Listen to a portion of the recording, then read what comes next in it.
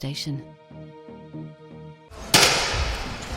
A nation shook to its core. This entire place has been ransacked and it's been looted.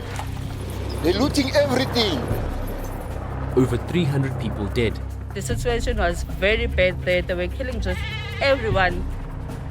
South African police service are not trained for war. Thousands of looters jailed. We will not tolerate anarchy here. Claims of an insurrection. Societal discontent. We are wage slaves. An economy crippled.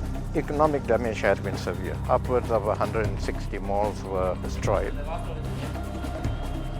But what really happened? Why did it happen? And how can South Africa bounce back?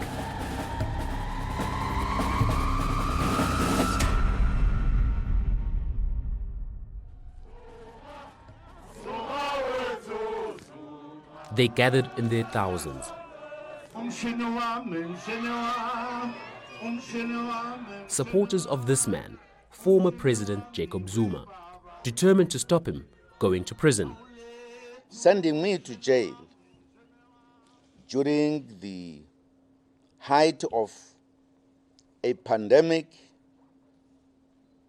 at my age is the same as sentencing me to death. Eventually, he handed himself over, whisked away to prison late at night. Mr. Zuma was sentenced to 15 months in prison for contempt of court after he failed to appear before a corruption inquiry. Cholos must be outside. Not inside. Done. Not inside. We love Cholos. I love Cholos. Is the president. But 3 years after losing power, why does Mr. Zuma remain so popular? He tried to position himself as this leader who was eventually going to put Zulu people at the map of this country's democracy. And for that reason, I think people still feel extremely affiliated to him. But another thing that he does very well is to play politics of victimhood. And those politics of victimhood, unfortunately, some people say South Africans love a victim and they'll support a victim. They will lap up a conspiracy theory against the victim. The protests in support of Mr. Zuma quickly morphed into something else.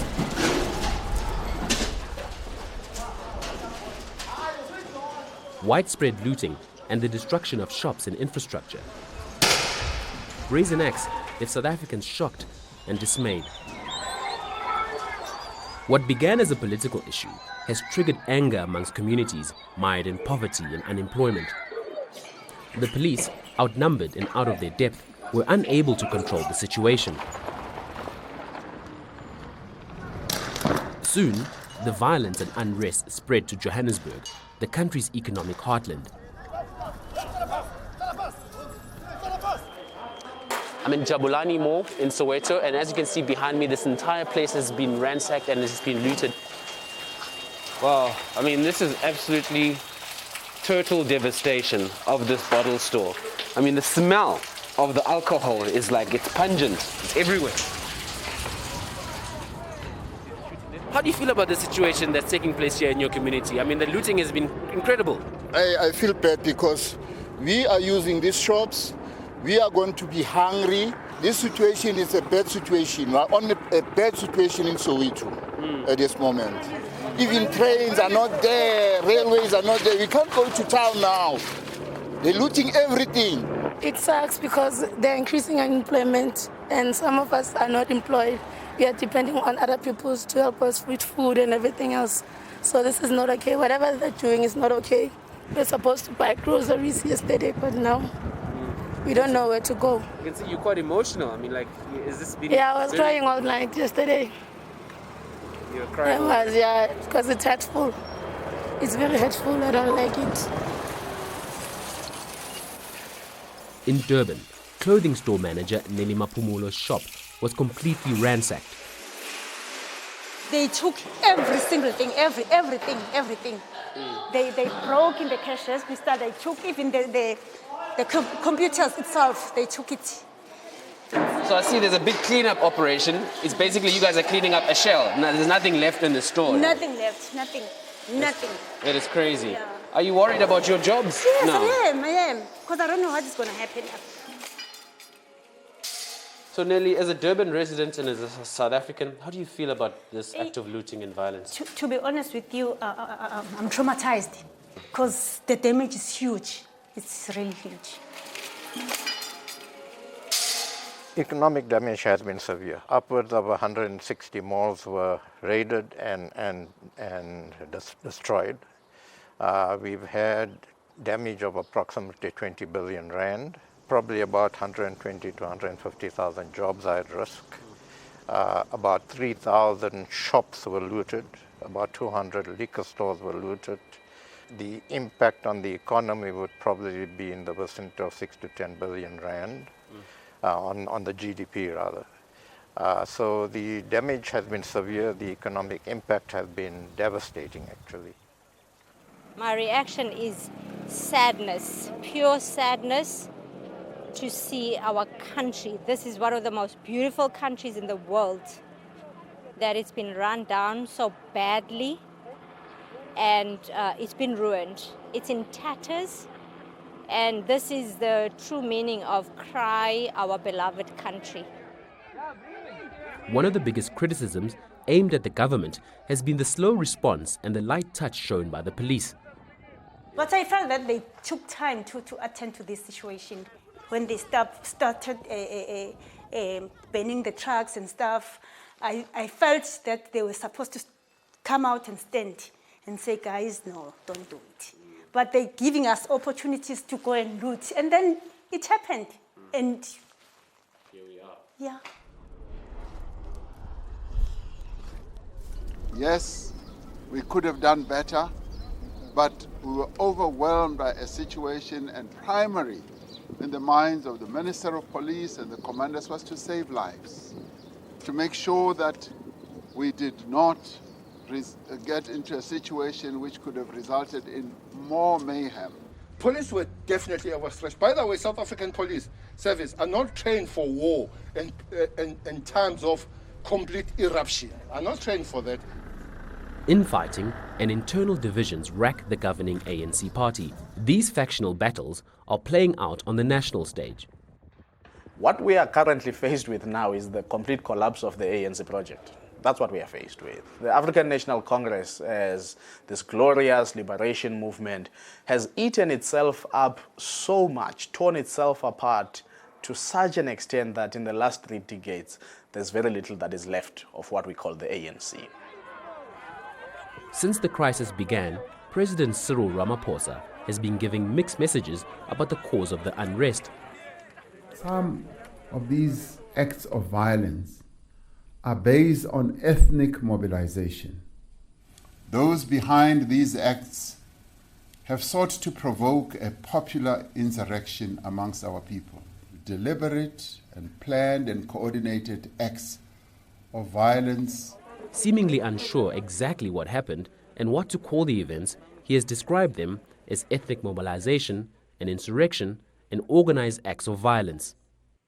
The mixed messages come from the fact that you've got a president who clearly is not the commander-in-chief in the true sense of the word, because if you're a commander-in-chief in the true sense of the word, you set a line of march on something so serious and everybody falls behind it. Clearly, some ministers are also undermining the president. Confused and worried about their safety, South Africans came together to organize themselves and protect their communities. We'll start by securing the perimeter, the high-risk areas behind the mall where the graveyard, where the gravesite is. We'll normally have the shootings where they always attempt. After almost every mall in Soweto, South Africa's largest township, was looted and vandalized, residents and local security companies took it upon themselves to protect one of their local shopping centers, and they are still coming out daily to patrol their neighborhood. Nhlanhla Lux is at the forefront of the defense. Where we are now was where we found where the guys were literally pulling a safe, a drop safe that they had looted out of one of the major stores. We came rushing, and obviously the safe is probably a few millions that they were gunning for. And that's when the first exchange of fire happened. So they were literally shooting as heavy as they can, and we protected ourselves and we shot back as heavy as possible. To me, it was evident that law enforcement doesn't have enough resources to deal with this problem, because otherwise they're not dealing with it. So I said to myself, this is way bigger than me. I can't stop it alone. So I'm going to call all the men in Soweto to rise and take responsibility and say, regardless of where this problem comes from, that's not what's important. What's important is that the problem has entered our community. And our women are vulnerable, our children are vulnerable, our parents, our grandparents are vulnerable, because everybody was scared. They didn't know what to do, how to react. And when we stood up, we won. We contained this problem just from unifying. So that shows you the power of unity. But back in Durban, unity was lacking. In the neighborhood of Phoenix, the community is accused of killing more than 30 people who they believe to be looters. Jabulo Dlamini was one of the victims of the so-called Phoenix massacre.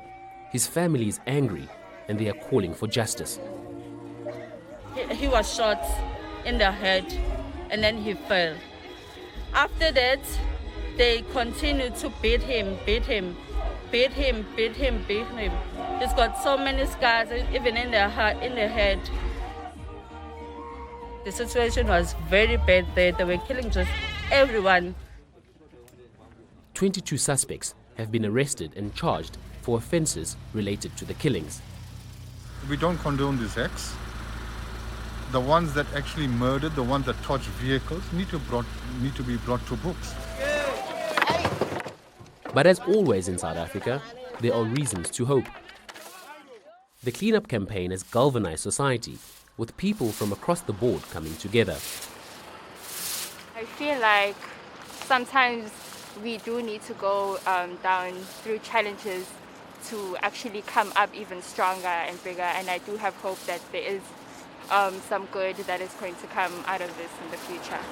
What you see here, you see a black person, you see an Indian person, you see a white person working together to clean the ANC mess. And so that shows that there is a window of opportunity to rebuild South Africa. There may be good that emerges from the trials of the recent weeks, even though South Africa is still one of the most unequal societies in the world. Alexandra Township borders Sandton, the financial capital of South Africa. Extreme poverty exists alongside extreme wealth. It's an untenable situation that is a recipe for future discontent if the fundamental issues that plague this economy aren't addressed. It's sad because our too much. And I have sharp idea.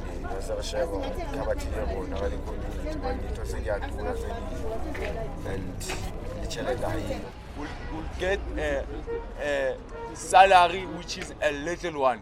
It will still continue. Because people are living in poverty. There's nothing. We are wage slave. That is why people are doing this. With so much infrastructure damaged, it seems unlikely that generations of inequality can be reversed quickly. Massive warehouses have been basically burnt to the ground. There are many malls where not a single shop has been actually spared. Some malls have been burned down totally. So we think that to rebuild would take at least 9 months to a year, some of the major facilities. But that's not time everybody has. I'm going to starve. We're going to starve in the next coming months. I don't know where are we going to buy food? Where are we going to survive? Are we still going to have jobs? I really don't know what to think, but I can see myself starving. In the meantime, the police, assisted by the military, are going door to door, confiscating goods they believe to be stolen, a move that's upset affected communities. For Mr. Zuma, whose imprisonment sparked the unrest, his legal woes are far from over. With another court appearance looming, South Africans are bracing for more upheaval. If citizens don't organize themselves and allow irresponsible politicians to play on social vulnerabilities, socio-economic vulnerabilities, then we will continue to see these incidents. And in fact, one day, they might catch on far more than they did in 2 provinces this time around. So if the state was overwhelmed by 2 provinces, imagine what will happen if this catches on in 7 provinces. Are you worried by that prospect? I'm extremely worried. I'm nervous. It's one thing that gives me anxiety. My biggest fear is that this world will burn into ashes. To stop that from happening, Nhlanhla and his team are continuing to patrol Soweto. While the worst might be over for now, they aren't taking any chances.